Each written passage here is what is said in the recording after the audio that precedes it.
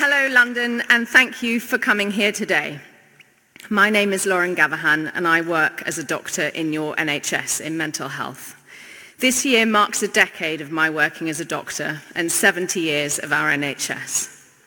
In my time, I've witnessed the very extremes of life and death, for this is what we do. We are there in those extraordinary moments, many, many of them, of inconceivable suffering, but also moments of love, wonder, and tenderness.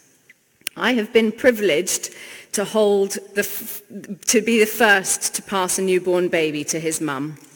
I've also been there in the silence of the early hours to listen to the last beat of a beautiful old man's heart.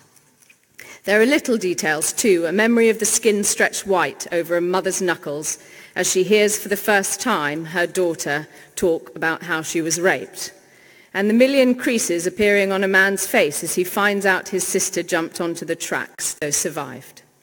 You see, these moments, these people, these images, they never leave us, but they become part of our tapestry as doctors.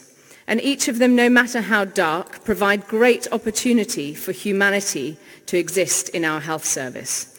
And for me, they come flooding back when our work, our NHS, is undermined and disrespected. Our NHS is incredibly precious, and I think it is almost impossible to conceive of it not being there for us. But it is under great threat from this government, who are failing in their duty to keep our health service running and have pushed it into crisis. I could rattle off countless statistics, but I fear we have become somewhat numb to them. And I think that's what this government wants, for us to simply look the other way. Nevertheless, some of the numbers are staggering.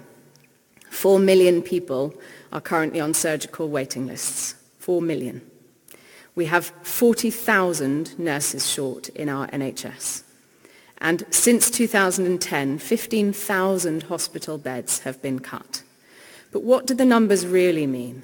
They mean that the humanity is being sucked out of our NHS. They mean that this year, an 81-year-old lady died in her home after waiting almost 4 hours for an ambulance.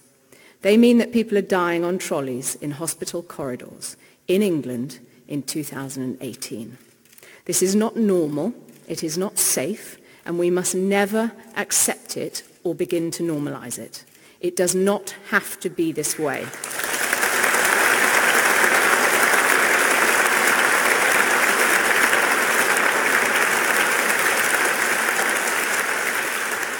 And the creeping privatisation of the NHS need not continue either. 400 contracts have now been outsourced to Richard Branson's Virgin Care.